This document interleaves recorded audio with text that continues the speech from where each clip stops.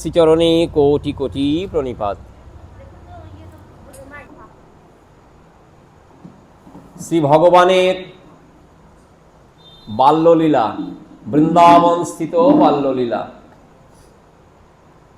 অদ্ভুত অদ্ভুত লীলাবলী রচনা করেছেন শ্রী গোবিন্দ। সেই লীলার মধ্যে যেমন আস্বাদনীয় বস্তু রয়েছে, তেমনই রয়েছে শিক্ষণীয় বস্তু। শেখার যেমন, আস্বাদনের তেমন। একদিকে অনন্ত পিপাসা নিয়ে ভক্তগণ যখন সেই কথা শোনেন, তাদের পিপাসা নির্বাপিত হয়, তৃষ্ণা মেটে। আবার অনাগতকালের যারা আসেননি, সেই সকল ভক্তগণের বাসনাও পূরণ করবেন।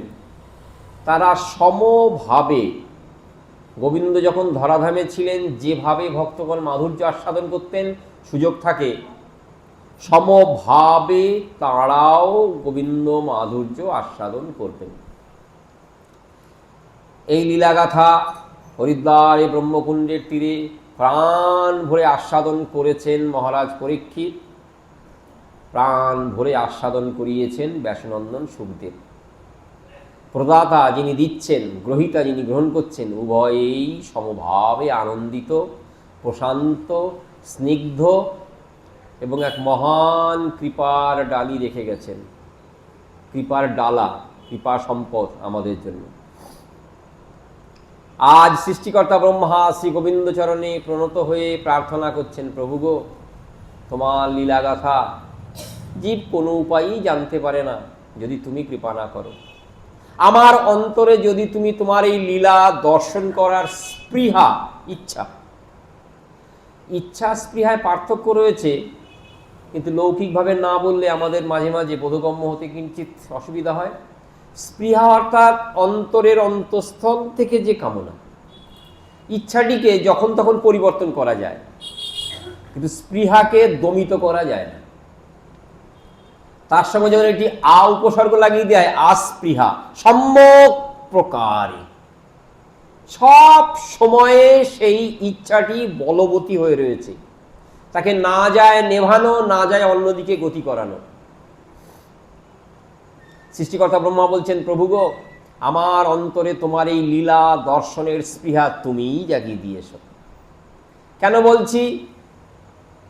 জ্ঞানে প্রয়াসমুৎপশ্যনমন্ত এব জীবন্তি সম্মুখরিতাং ভবদীয় বার্তাম স্থানে স্থিতা শ্রুতিগতাং তনুবাং নৌভীর এ প্রায়সজিত জিত অপ্যসিত শ্লোকাম। আগের দুটি শ্লোকে গোবিন্দ মাহাত্ম্য কিঞ্চিত বর্ণনা করা শুরু করেছেন। গোবিন্দের সঙ্গে তার জীবের পার্থক্য দেখিয়েছেন এবং এও দেখিয়েছেন কেন তিনি লীলা করতে এই ধরাধামে আসেন, মরজগতে আসেন, এই বিনাশশীল জগতে আসেন। তারপরে বলছেন, জ্ঞানে প্রয়াসম উৎপাস্য নমন্ত এব হি জীবন্তি সম্মুখরিতাং ভবদীয় বার্তাম। প্রভু, যারা তোমার তত্ত্ব কথা, তোমার লীলা, তোমার ধাম, তোমার কৃপা জানার চেষ্টা করে, কিসের দ্বারা? জ্ঞানের দ্বারা, তারা করুক। এই যেন সৃষ্টিকর্তা ব্রহ্মা বলছেন, বেদ সত্য, উপনিষদ সত্য, মহান্তের কথা সত্য, গোবিন্দের কৃপা ছাড়া কোনোভাবেই তাকে জানা যায় না। বলছেন, বহু টিকা, বহু ব্যাখ্যা, বহু টিপ্পনী, বহু প্রকার আলোচনার দ্বারাও বেদমাতাকে সম্পূর্ণরূপে জানা যায় না, যদি না বেদমাতা নিজেকে নিরাবরণ না করেন। বেদে পাই বেদমাতা বলছেন, আমি কাউকে কৃপা করি না, কিন্তু যে আমার চরণে শরণাগত হয়, নূতন বধূ যেমন নিরাভরণ হয়ে স্বামীকে সমর্পণ করেন নিজের দেহ মন সব, তদ্রূপ বেদমাতা বলছেন, আমিও সেই শরণার্থীর নিকটে সেইভাবেই নিজেকে উন্মোচিত করে দিই যখন সে শরণাগত হয়। চৈতন্য ভাগবতে বৃন্দাবন দাস শোনালেন, অক্ষম হই যে লয় ভাগবতের শরণ। বলছেন ভাগবত তত্ত্বকথা তার কাছেই ফুটে ওঠে, উদিত হয়, যে অজ্ঞ বলে ভাগবতের স্মরণ নয়। আখ্যায়টি না বললে নয়, সকলেই জানেন, বহুবার এখানে আলোচিত হয়েছে। দাক্ষিণাত্য ভ্রমণের সময় এক ব্রাহ্মণকে গৌরহরির কৃপা, গীতা পাঠকারী এক ব্রাহ্মণকে গৌরহরির কৃপা। দক্ষিণ দেশে গেছেন গৌরহরি, দক্ষিণ দেশের একটি মন্দিরে দেখছেন এক ব্রাহ্মণ গীতা পাঠ করছেন, আর পাশে কিছু লোক উপহাসের ছলে হাসাহাসি করছে, কোনো অপমন্তব্য করছে এবং পাঠে মনোযোগী হচ্ছে না। এই মূর্খ, তথাকথিত মূর্খ গীতা পাঠকারী ভক্তের সেই দিকে কোনো প্রকার নজরই নাই। সর্বাবতারী শ্রী গোবিন্দ গৌরহরি রূপে যখন অবতীর্ণ হয়েছেন, তিনি দিন বেশে কাছে গিয়ে সেই গীতা পাঠকারী ব্রাহ্মণকে বলছেন, হাগো গীতা পাঠ করছো কেন? বলছেন গীতা পাঠ করছি আমার গুরুদেবের আদেশে। গুরুদেব আমাকে আদেশ করেছেন নিরন্তর গীতা পাঠ করবে। তা আমি যখনই গীতা পুস্তকখানি উন্মোচন করি, গ্রন্থখানি যখনই খুলি, তৎক্ষণাৎ আমার সম্মুখে তত্র বেত্রৈক বিষাণবেণু পানয়ে শ্রীগোবিন্দ জ্ঞানমুদ্রা ধারণ করে রথের উপরে বসে সারথি রূপে অর্জুনকে উপদেশ দান করছেন। যে উপদেশের কথা বিশাল বুদ্ধে উদার চেতা শ্রী ব্যাসদেব মহাভারতে স্থান দিয়েছেন, আমি দেখি শ্যামল বরণ শ্রী গোবিন্দ অর্জুনকে উপদেশ দিচ্ছেন, তখন আমার চোখের বাড়ি, চোখের জল আর রোধ মানে না। এই আনন্দে আমি নিরন্তর গীতা পাঠ করি। ভুল হোক কি না হোক সেদিকে আমার মন ধাবিত হয় না, আমার মন সবসময় গীতা পাঠে আবিষ্ট থাকে। প্রত্যেকটি শব্দ খুব গুরুত্বপূর্ণ। বীজ ধাতুর অর্থ হলো প্রবেশ করা, আবিষ্ট অর্থাৎ মনটি সম্পূর্ণরূপে, উপসর্গ অর্থাৎ সম্পূর্ণরূপে আমার ওই গীতাতেই ডুবে যায়। গীতার প্রাণ পুরুষ গৌরহরির থাকতে পারে না, সঙ্গে সঙ্গে আলিঙ্গন দান করে বললেন, তোমার গীতা পাঠই যথার্থ। দেখো, যে জন যেভাবেই পড়ুক, অন্তরের সঙ্গে যদি তার যোগ হয়ে যায়, অব্যভিচারিণী ভক্তির দ্বারা, অহৈতুকী ভক্তির দ্বারা যদি কোনো প্রকারে আমার সঙ্গে তার যোগ হয়ে যায়, যোগযুক্ত হয়, সেটিই যথার্থ জ্ঞান। শ্রীগীতার 13 অধ্যায়ে দেখবেন ভগবান বলছেন, কেউ যদি বলে এটি জ্ঞান, ওটি জ্ঞান, সেটি জ্ঞান, তারা বলে বলুক, আমি বলছি, শ্রী গোবিন্দ বলছেন, হে অর্জুন, তোমাকে বিশ্বরূপ দর্শন করিয়েছি, বিশ্বরূপ দর্শন করে আমার মানসরূপ দর্শন করিয়েছি, তুমি শান্ত হয়েছ, স্নিগ্ধ হয়েছ। আমি বলি তোমাকে, জগতে যতজন যেভাবেই জ্ঞানের সংজ্ঞা দিক না কেন, কোনটি জ্ঞানের কথা বলুক কেন, আমাকে পাওয়ার জন্য যে জ্ঞান প্রয়োজন সেটি আমার মুখেই শোনো। সেটি কি? অব্যভিচারিণী হেতু শূন্যা ভক্তির দ্বারা আমার লীলা, আমার ধাম, আমার নাম, আমার রূপ যখন জানতে চায়, সেটি হলো সর্বশ্রেষ্ঠ জ্ঞান। গঙ্গা তীরে নবদ্বীপ বিহারী শ্রী গৌরহরি বলেছেন না সেই পণ্ডিতকে, সেই সে বিদ্যার ফল জানিহ নিশ্চয়, কৃষ্ণপাদ পদ্মে যদি চিত্ত বৃত্তি রয়।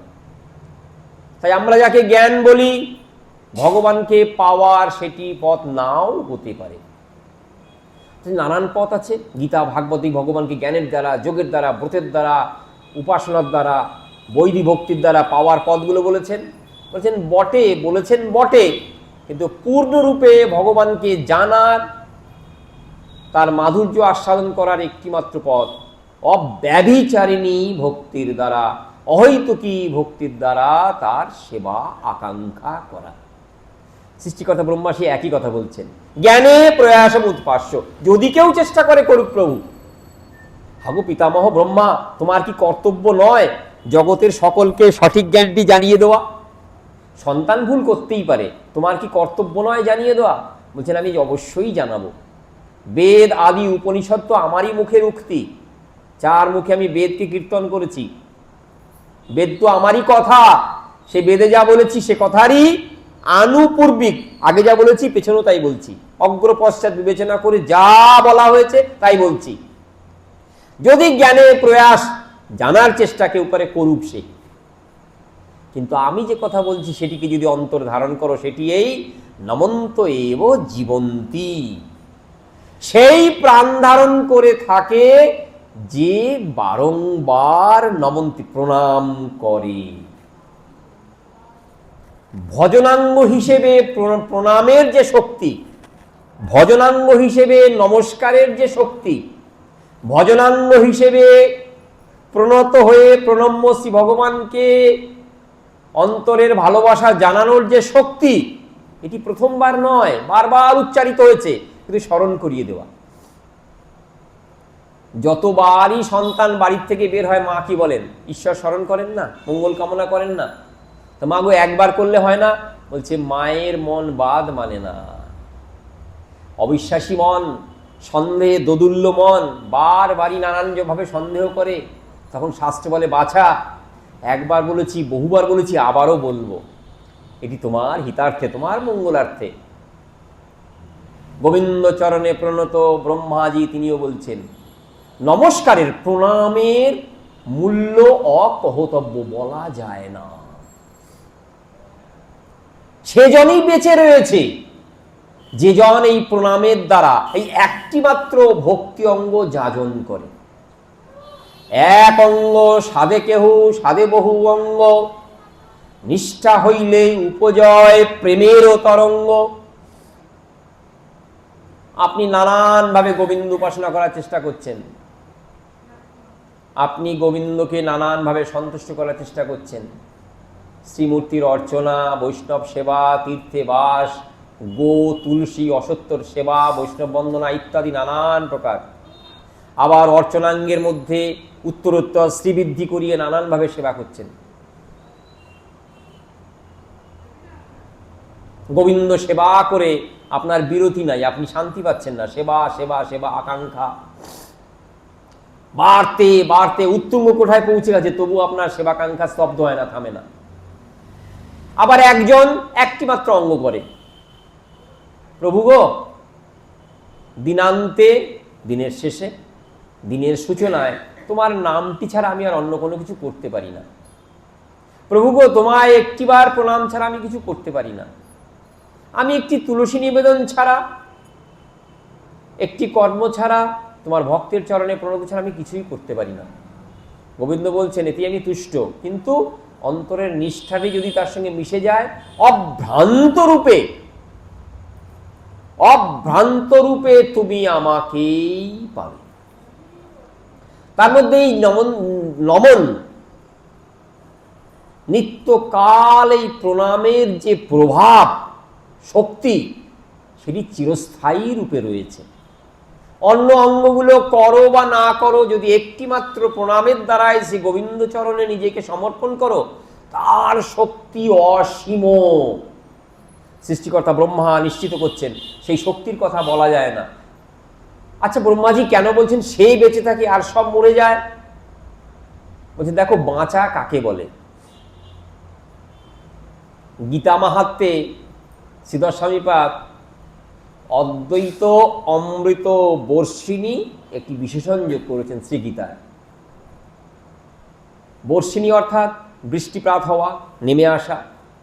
সেই অমৃত জগতে নেমে আসে যাহাতে দ্বৈত নাই, দুই দুই নাই। এই স্বর্গের অমৃত? এটি বলো না, স্বর্গের অমৃত দুই দুই আছে।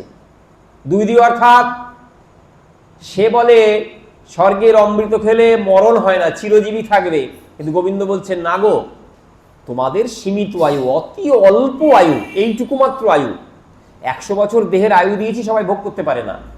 এই যেন চোখের পলক, সেই তুলনায় স্বর্গের অমৃত খেয়ে দেবতারা দীর্ঘকাল দেহ ধারণ করে, মনে হয় অমর। কিন্তু দুই দুই ভাব কি জানো? ক্ষীণে পুণ্যে মর্তলোকং বিশন্তি। যেই পুণ্য শেষ হয়ে যায়, আধুনিক দেবতা রূপে থাকলেও তারা বাধ্য হয় এই জগতে ফিরে আসতে। সেই অমৃত যতই ঘোষণা করুক না কেন, যতই ঢাক ঢোল পিটিয়ে বলুক না কেন আমি অমর করি, না, অমর করতে পারে না। সেটি অদ্বৈত নয়, সেটি দুই দুই ভাব রয়েছে।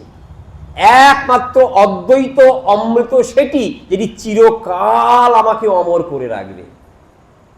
সৃষ্টিকর্তা বলছেন জীব গোবিন্দ সৃষ্ট, জীবের একটি নাম, শ্রী গোবিন্দের বিশেষ রূপে অভিন্ন অংশ, আমি ভগবানের।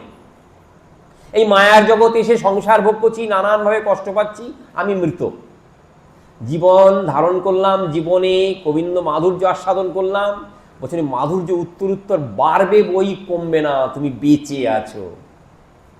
ব্যবসা একটা কথা আছে না, গণেশ উল্টে যাওয়া, সবই কিছু আছে কিন্তু ব্যবসা চলছে না, গণেশ উল্টে গেছে, অর্থাৎ সেখানে ব্যবসাটি আর ঠিক হচ্ছে না। জীবন ধারণ করলাম, মনে আনন্দ নাই, সেবাকাঙ্ক্ষা নাই, আনন্দের বৃদ্ধি নাই, সে তো মরারই মতন।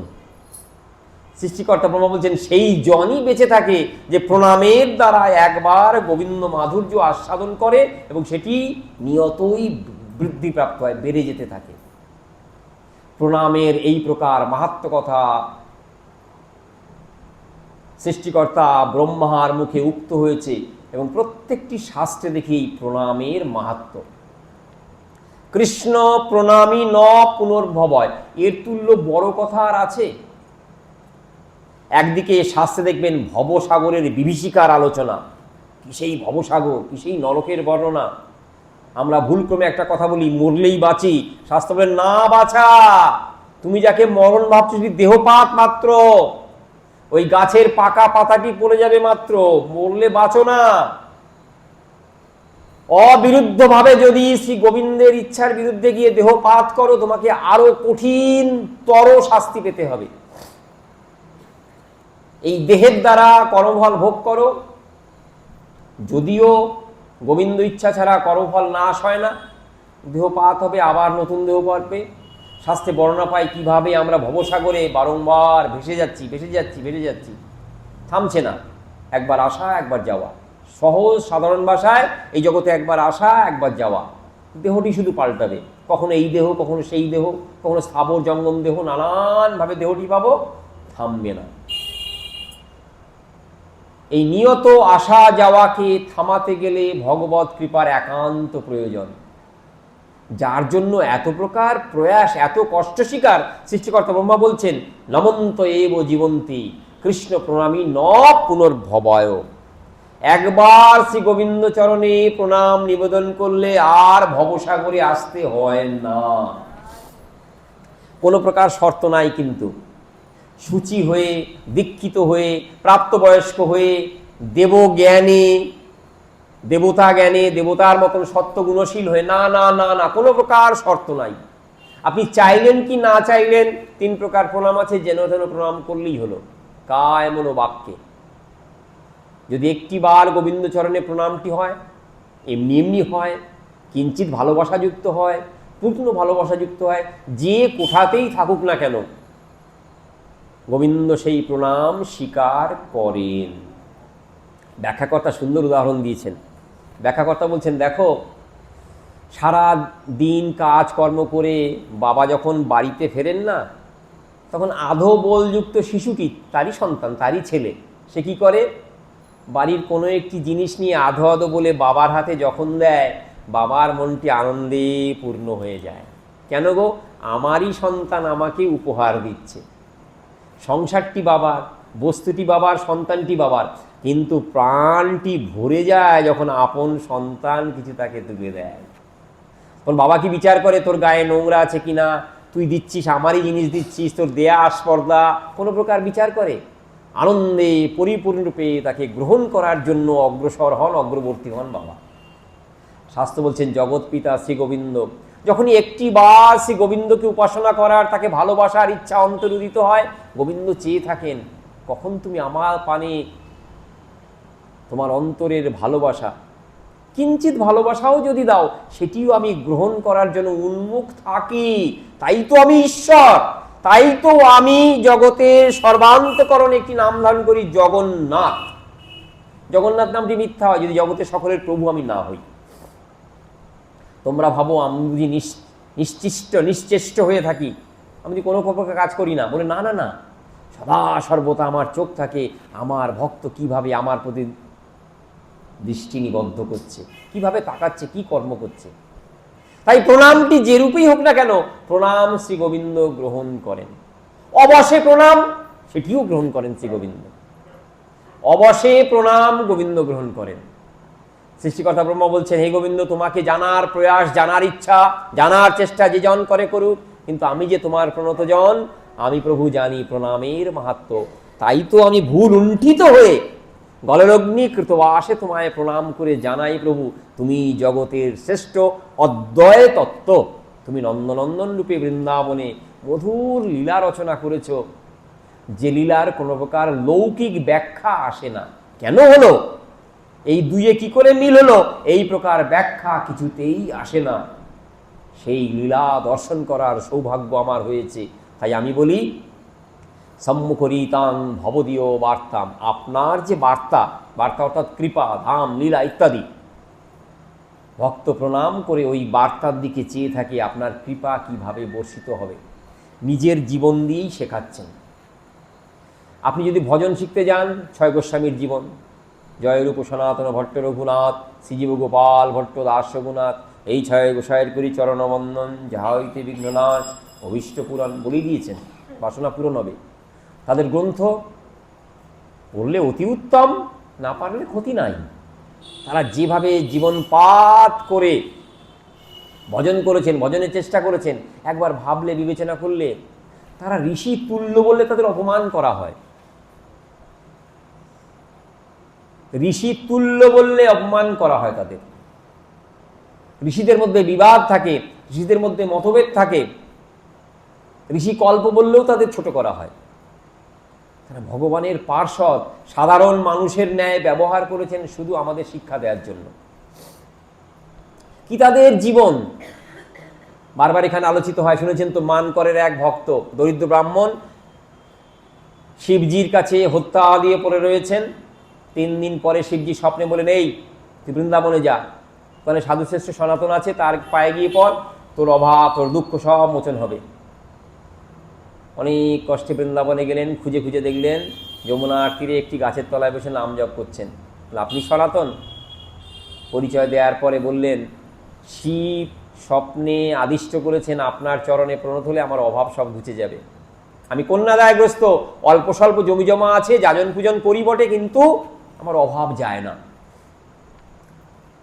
সনাতন প্রভু ভাবে ভাবছেন, ছিল তো এককালে, আমি তো মন্ত্রী ছিলাম, অনেক সোনাদানা ছিল, এককালে ছিল, এখন তো কিছু নাই। আবার দেবাদিদেব তিনি স্বপ্নাদিষ্ট করেছেন তোমাকে, তার কথাও তো মিথ্যা নয়, মনে তো করতে পারছি না। কন্যাদায়গ্রস্ত পিতা তুমি, তোমার অভাব মোচন করতে পারলে তো পুণ্য হয়, কিন্তু কি করে মেটাবো তোমার অভাব? এই ভাবতে ভাবতে ভাবতে ভাবতে সনাতন প্রভুর মনে পড়ে গেল, হায় গো, হ্যাঁ, একদিন একটি অপূর্ব বস্তু পেয়েছিলাম, যা লোহাকেও সোনা করতে পারে। দেখো ওইখানে আছে কিনা দেখো তো, পুঁতে রেখেছিলাম। খুঁজতে খুঁজতে দেখছেন, হ্যাঁ সত্যি সত্যিই সেই প্রস্তর, যা ছোঁয়ালেই সঙ্গে সঙ্গে জগতে সব কিছু সোনায় পরিবর্তিত হয়ে যায়। হাতের বালাটি ছুঁয়ে দেখলেন, পরিবর্তিত হয়ে গেল। কিন্তু সাধুর কৃপা তো, সাধু অল্প কৃপা করেন না, সাধু মহতী কৃপা করেন। সাধুর চরণে প্রণাম করলে অল্প কৃপা হয় না, মহৎ কৃপা। ওই ব্রাহ্মণের অন্তরকে পরিবর্তন করে দিয়েছেন। সনাতন গোস্বামী প্রভুর চরণ স্পর্শে, তার সাহচর্যে, সঙ্গে সঙ্গে থাকার, সান্নিধ্যে কাছে কাছে থাকার ফলে মন পরিবর্তিত হয়ে গেছে। ভাবলেন, এই বস্তু যার কাছে আছে, পৃথিবীর সব তো তার করতলগত, সে তো যা ইচ্ছা তাই করতে পারে। স্পর্শমণি যার কাছে আছে, জগতে সব কিছু করায়ত্ত করতে পারে, করতলগত করতে পারে, ভোগ করতে পারে। এই মানুষটি তাহলে এমন কোনো বস্তু পেয়েছে স্পর্শমণির থেকেও অধিক অধিক মূল্যবান, অন্তরকে স্পর্শ করছে। এবার ভক্তের আচরণ, ভক্তের বৃন্দাবনে বিচরণ সব স্পর্শ করছে। তাহলে না জানি কি বস্তু তার কাছে আছে, যার দ্বারা সে স্পর্শমণির দিকে ভ্রুক্ষেপও করছেন না। কি করলেন? স্পর্শমণিটি নিয়ে গঙ্গার জলে অধিক দূরে ছুঁড়ে ফেলে দিলেন। তারপর ছুটে এসে বললেন, যে ধনে হইয়া ধনী, মনিরে মানো না মানিক, আমি তার কিছু মাগি নত শিরে, আমি প্রণাম নিবেদন করে আপনার কাছে সেই যাচনা, সেই ভিক্ষা করছি, যে ধনে ধনী হয়ে আপনি বৃন্দাবনে ছেঁড়া কাঁথা ন্যাড়া মাথা কাঁধে বহির্বাস, শুধাইলে কহে মুই চৈতন্যের দাস। কি সম্পদ আপনার অন্তরে রয়েছে, তার কিঞ্চিত আমাকে ভিক্ষা দান করুন। আমার সব ইহকাল পরকালের দারিদ্র, অভাব তো আছেই, অভাবী যন্ত্র, অভাবী বলেই তো আপনার কাছে এসেছি। ইহকাল পরকালের অভাব চিরতরে মিটে যাক, আমি সেই ধন কিঞ্চিত বাঞ্ছা করি। দেখুন পরিবর্তিত হয়ে গেল। এই কাহিনী শুনলে সনাতন যে কত মহৎ, কত ভজনশীল, কত উচ্চস্তরের সাধুজন, লৌকিক রীতিতে বিচার করলে পাওয়া যায়। হায় হায়, জীবন যদি হতে হয় তাহলে এই রকমই।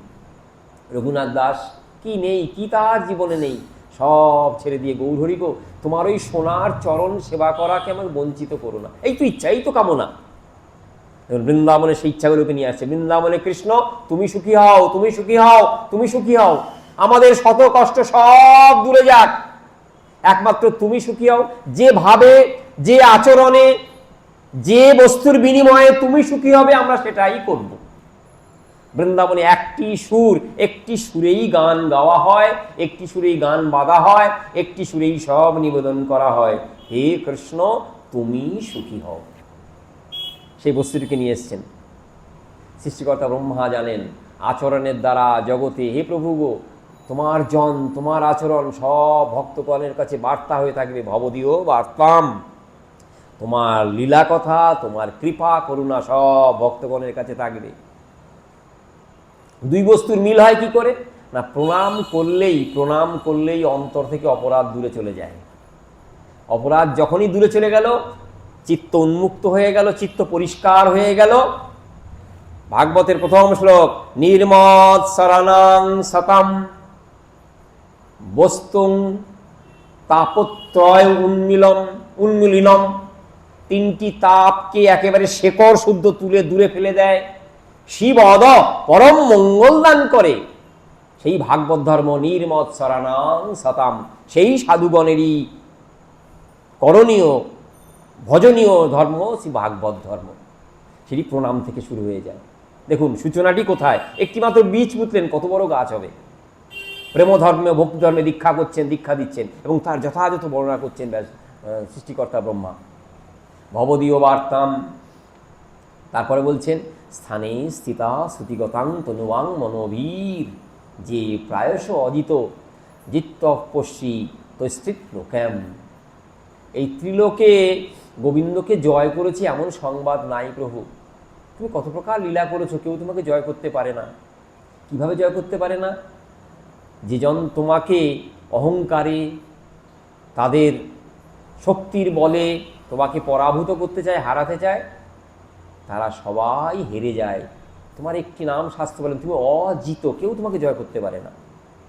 এই ত্রিলোকে কেউ তোমাকে জয় করতে পারে না, তুমি অজেয় রূপে বিরাজমান। কিন্তু প্রভু, ত্রিলোকে তোমাকে জয় করতে পারে একমাত্র তারা স্থানে স্থিতা শ্রুতিগতাং তনুবাং মনোভীর। তনু, বাক, মন সব দিয়ে যখন ধীরে ধীরে তোমার কথাতেই তারা রত হয়ে যায়, একমাত্র তোমার নাম, তোমার গুণ, তোমার রূপ, তোমার লীলাতে তাদের মন সর্বান্তকরণে নিমজ্জিত হয়ে যায়। হে ভগবান, তুমি তাদের কাছে জিত হয়ে যাও। এই ভাগবতেই পাই, বলবেন প্রণয় অঙ্ঘ্রি রসনা, পা দিয়ে দড়ি বেঁধে ফেলে, হাতে বাঁধলে দৌড়ে যাওয়া যায়। এইখানে আপনি হাতে বেঁধেছেন, আমি দৌড়ে অন্য জায়গায় গিয়ে হাতে দড়ি কেটে ফেললাম, পা বেঁধে ফেললে 1 ইঞ্চিও তো নড়তে পারবো না। শাস্ত্র বলছেন গোবিন্দের চরণকে বন্ধন করে দেয়, অঙ্ঘ্রি চরণদ্বয়। এমনভাবে কি প্রণয় রসনা, ভালোবাসার দ্বারা রশ্মিটি, দড়িটি হয় ভালোবাসা। গোবিন্দকে যেভাবে তারা চায় সেইভাবেই গোবিন্দ তাদের কাছে পরাজিত, পরাভূত হয়ে তাদের সেবা গ্রহণ করেন। আমরা জগন্নাথের কৃপার কথা শুনি না? তা প্রভু জগন্নাথ সিংহাসনে, আর এক জগন্নাথ ছিলেন সেবক জগন্নাথ। প্রভু জগন্নাথ, সেবক জগন্নাথ। দুইজনে তুমুল বাদানুবাদ হতো, কিন্তু সখ্য রসে একজন সখ্য মাধুর্য আস্বাদন করছেন, দুজনই সখ্য মাধুর্য আস্বাদন করছেন। কাঁঠাল চুরির কাহিনী, এ কাহিনী সে কাহিনী, নানান কাহিনী আছে। তাই সেবক যে জগন্নাথ বয়সের ধর্মে বৃদ্ধকাল উপস্থিত হয়েছে, আর তখন তার রোগ হয়েছে, বারবার শৌচে যাচ্ছেন। তা বৃদ্ধকালে শৌচে যাওয়ার কষ্ট, জল সংগ্রহের কষ্ট সব রয়েছে। মনে মনে ভাবছেন দেহটি পাত হলেই বাঁচি। ভক্তের যে ইচ্ছা, ভগবান শুনবেন না, কৃতকর্ম করবেন না, তা তো হয় না। ওই যে অজিত ভগবান, যাকে জয় করা যায় না তিনি জিত হয়ে যান। কি নিম্ন সেবা, কি নিকৃষ্ট সেবা, হীন সেবা বলে শাস্ত্রে। হীন অর্থাৎ যার মর্যাদা নাই, যেটি যথোপযুক্ত মর্যাদা পায় না, যার মূল্য নাই, তাকে হীন সেবা বলে। কি হীন সেবা কে করছেন? স্বয়ং সিংহাসনস্থিত জগন্নাথ। বাহ্যে গেছেন, জল শৌচ করছেন, দেখছেন পেছন থেকে একজন জল দিচ্ছে, আজই যেন মনে হচ্ছে সে তো আমার চেনা নয়। পেছন পুরে দেখছেন সে আর কেউ নয়, সিংহাসনস্থিত জগন্নাথ শৌচের জল দিচ্ছেন। ভাবা যায় এত হীন সেবা? আমরা ভাবতে পারি কখনো? শাস্ত্রকর্তা যখন লিখেছেন কি আস্পর্ধা ভরে লিখেছেন, যদি সত্য না হয়। সত্য বলেই তিনি গ্রন্থনে করতে পেরেছেন। তখন এই সেবক জগন্নাথ বলছেন, প্রভু গো, তোমার যদি এই অন্তরে ইচ্ছা থাকে রোগটি সারিয়ে দিলেই তো পারো। সঠিক প্রশ্ন, সত্যি তো তাই। যদি ভালোবাসো রোগ সারিয়ে দিলেই তো হয়। তখন প্রভু জগন্নাথের উত্তর শুনুন, জগন্নাথ, রোগটি সারাতে পারি বটে, রোগ সারালে আমি তোমার এই সেবাটি কোথায় পাই? তনু মনো বাক্যের দ্বারা যে জন সর্বতভাবে তোমার চরণ আকাঙ্ক্ষী হয়ে তোমাকে সেবা করব এই প্রয়াসে অভিন্ন মনন হয়ে অহৈতুকী ভক্তির দ্বারা সেবা করে, সৃষ্টিকর্তা ব্রহ্মা বলছেন, হে অজিত ভগবান, শাস্ত্রে শোনা যায় কেউ তোমাকে জয় করতে পারে না, কিন্তু তুমি সেই ভক্তের দ্বারা সম্পূর্ণরূপে জিত হয়ে যাও, এটি আমার ঘোষণা। আমি বেদে যে কথা বলেছি, উপনিষদে যে কথা বলেছি, ভক্তগণের অন্তরে যে কথা উদিত করি, প্রচোদিত করি, উদ্বোধিত করি, সে কথা আজ উচ্চকণ্ঠে বলছি তোমার সম্মুখে। আপনি যদি আমার সম্মুখে একটি কথা বলেন, যদি সেটি সত্য না হয়, আমি কি বলবো ঠিক বলছেন না, কিন্তু এটি ঠিক না। গোবিন্দ সব শুনছেন আর অনুমোদন করছেন, না মঞ্জুর করছেন না, কিন্তু মঞ্জুর করছেন, অনুমোদন করছেন। হ্যাঁ ব্রহ্মা, হ্যাঁ ব্রহ্মা। যদি শ্রী গোবিন্দের মনোপুত না হতো, আঙুল তুলে বলতেন, সৃষ্টিকর্তা ব্রহ্মা, তোমার প্রণামটি সত্য বলে, কিন্তু সব কথা সত্য না। এই শ্লোকের দ্বারা যে তত্ত্ব কথা তুলেছ, অর্ধেক সত্য, আধা সত্য। শ্রী গোবিন্দ ভক্তের এই স্তব স্তুতি গ্রহণ করে নিজেও পূর্ণ হয়েছেন, ভক্তের মধ্যেও পূর্ণ মর্যাদা দান করেছেন। তুমি আমার তত্ত্বকথা জানো সৃষ্টিকর্তা ব্রহ্মা, তোমাতেই আমার তত্ত্বকথা জ্ঞাপন করার শক্তি অর্পিত হয়েছে। তুমি তো আমার সন্তান, আমার নাভি কমলজাত সন্তান, নাভি পদ্ম থেকেই উদিত হয়েছ। আমি তোমাকে শক্তি দান করেছি বলেই আমার তত্ত্বকথা তুমি জগতেই ব্যক্ত করছো। সেই ভক্ত কিভাবে থাকে? স্থানে স্থিতা। সে আপন কর্মফল ভোগ করতে করতেই শ্রী গোবিন্দের কৃপার পানে চেয়ে থাকে। তার একটি মাত্র প্রচেষ্টা হয়, প্রভু গো, ধায় যেন মোর সকল ভালোবাসা প্রভু তোমা পানে, তোমা পানে। আমাকে যে দেহ দিয়েছ, যে কর্ম দিয়েছ, সব কর্মের সম্মুখে যেন থাকে কৃষ্ণ প্রীতি, এই বার্তা। স্থানে স্থিতা শ্রুতিগতাং তনুবাং মনোবি। ভক্তজন সেই স্থানে থেকেই নীরবে নিঃসংকোচিত্তে শ্রী গোবিন্দ চরণ মাধুর্য আস্বাদন করার উপযোগী হয়। ধীরে ধীরে সৃষ্টিকর্তা ব্রহ্মা আমাদের গোবিন্দের অন্দরমহলে নিয়ে যাবেন, তার সঙ্গে সঙ্গে জ্ঞাত করাবেন, জানাবেন এই জগৎ সংসারের তত্ত্বকথা, অধ্যাত্ম জগতের অন্যস্থানের তত্ত্বকথা, এবং সেই তত্ত্বকথার মাহাত্ম্য জেনে ভক্তচরণে নিবেদন করবেন এক অপূর্ব সংবাদ, শ্রী ভাগবতের কথা। সময় হয়ে গেছে, ধীরে ধীরেই চলবো আমরা সৃষ্টিকর্তা ব্রহ্মার এই স্তব স্তুতিতে। আশ্চর্যভাবে গোবিন্দ মাধুর্য আস্বাদিত হয়। আজ সকল ভক্তের চরণে কোটি কোটি প্রণাম জানিয়ে এই ক্ষুদ্র ভাগবতী কথা এখানেই বিশ্রাম দিই। নিতাই গৌর সীতানাথ প্রেমানন্দে হরি বল।